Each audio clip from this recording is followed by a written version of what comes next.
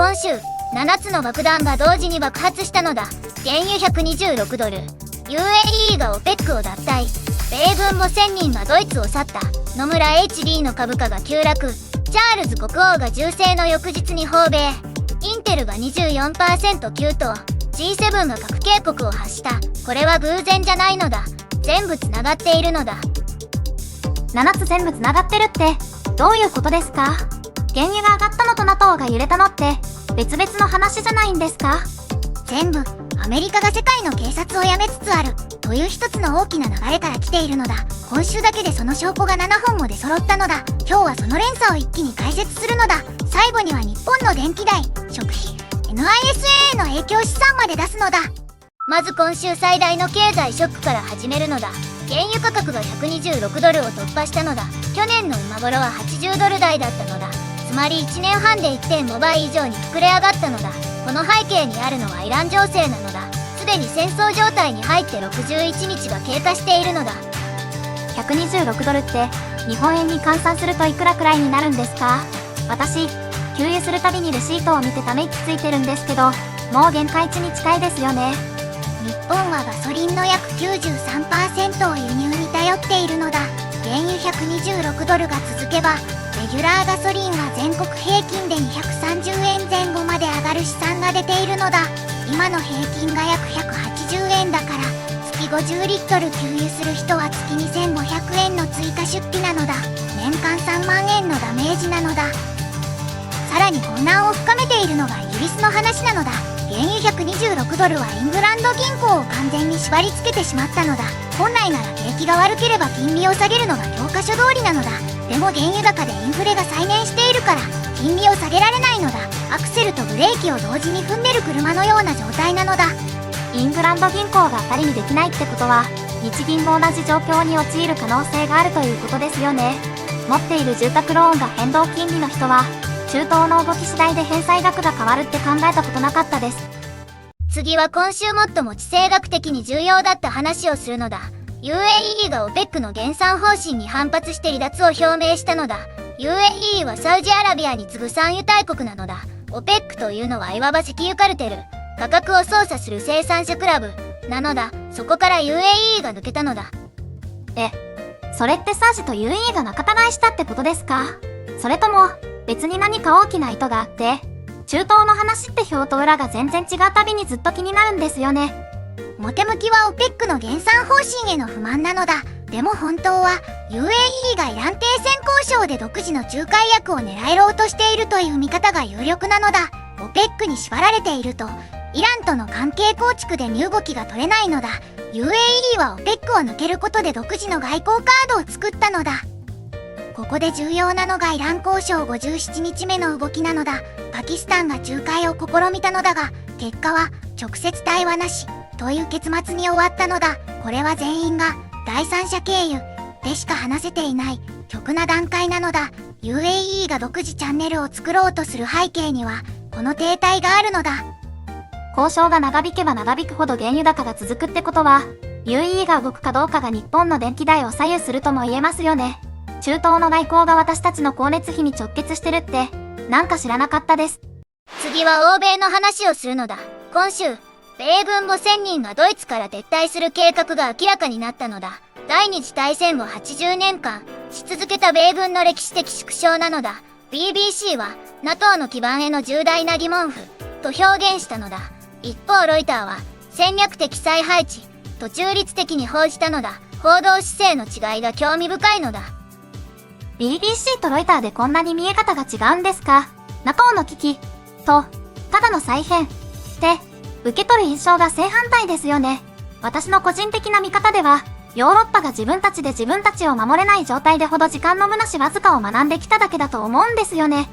僕の見立てを言うのだ。これは再配置ではなく縮小への第一歩だと思うのだ。歴史的に見て2003年のイラク戦争後、欧州の米軍は段階的に減ってきたのだ。今回の5000人撤退はその延長線上にある。問題はヨーロッパが自前の防衛を担える力を持てるかどうかで、今はまだ担えないのだ。そしてこの流れの中で起きたのがチャールズ国王の訪米なのだ。ワシントンで銃撃事件が起きた翌日に訪問を強行したのだ。英国は NATO の革新国家なのだ。米軍がドイツから引くなら英米の二国間関係が欧州安全保障の大体軸になり得るのだ。タイミングは完全に計算されていたのだ。ちょっと待ってください。私なりに整理したいんですけど、チャールズ国王の訪問を外交的計算として見るとすると、銃撃事件があってもひるまないという姿勢自体がメッセージってことですよね。安全よりメッセージを優先する判断。それって怖い話だと思います。実際、G7 はこの週に核拡散への警告声明を出しているのだ。北朝鮮とロシアが核弾頭の増産を進めているという情報を受けて、G7 独立7カ国が連名で警告したのだ。これが今週の5つ目の大きな動きなのだ。そしてこの外交流れが直接、日本の金融市場に打ち込んでくるのだ。ここまでの流れを整理するのだ。原油126ドル、UAE 離脱、イラン交渉停滞、米軍撤退、チャールズ訪米強行、G7 核警告、この5つは全てアメリカ主導の秩序が揺らいでいるという同じ根から生えているのだ。次は金融市場に何が起きたかを見るのだ。今週の金融ニュースで最も対照的だったのが野村 HD とインテルの動きなのだ。野村 HD の株価は決算発表後に急落したのだ。市場の期待値を大きく下回る結果だったのだ。野村は日本最大の証券会社なのだ。ここがつまずくというのは日本の金融市場全体に寄信号がついたということなのだ。野村が落ちると NISA で日本株を持ってる人にも直撃しますよね。私も少しだけ日本株のファンド持ってるのでちょっとドキッとしました。インテルが 24% 上がってるのとは完全に逆方向ですよね。その対比が今週の革新なのだ。インテルは 24% 急騰したのだ。理由は AI チップ関連の業績が予想を上回ったからなのだ。これはアメリカのテクノロジーセクターへの資金流入を意味するのだ。世界の投資マネーは今、日本株から米国テック株へシフトしているという動きが読めるのだ。これが NISA 投資家にとって何を意味するか、具体的に言うのだ。全世界株式インデックスに100万円入れていた人は、インテル急騰の恩恵で今週だけで約8000円の含み益が増えた計算なのだ。一方で日本株比率が高いポートフォリオの人は今週マイナスになった可能性が高いのだ。先週、日本株も持つべきかなって悩んでたやつですよ。地政学ニュースが投資判断にも直結してくるんですね。原油が上がって NATO が揺れて、それが結局 NISA の損益に出てくるって、全部繋がってるんだと実感しました。冒頭で7つの爆弾が全部繋がっていると言ったのだ。その答えがここに来たのだ。原油高、エネルギーコスト増、企業収益圧迫、日本株安、NISA ダメージ、そして米軍撤退、地政学不安、安全資産先行、ドル高、円安、さらに輸入物価上昇という連鎖もあるのだ。全部一本の糸なのだ。日本への複合影響を数字で出すのだ。ガソリン代、月2500円増、電気代、来月以降、標準家庭で月1200円増の見通し、輸入食品、小麦、大豆が円安で値上がりし、食パン1斤あたり20、30円高、合計すると、今週のニュースだけで一般家庭の月々の出費が3500、4000円増える可能性があるのだ。月4000円って、年間だと4万8000円じゃないですか。中東の戦争で私たちの家計からほぼ5万円が消えるって、子育て中の家庭だったら本当に重くのしかかる金額ですよね。保育料や習い事費用の削減を迫られる家庭が出てくるんじゃないかって思います。さらに、今週のニュースには明るい側面もあったのだ。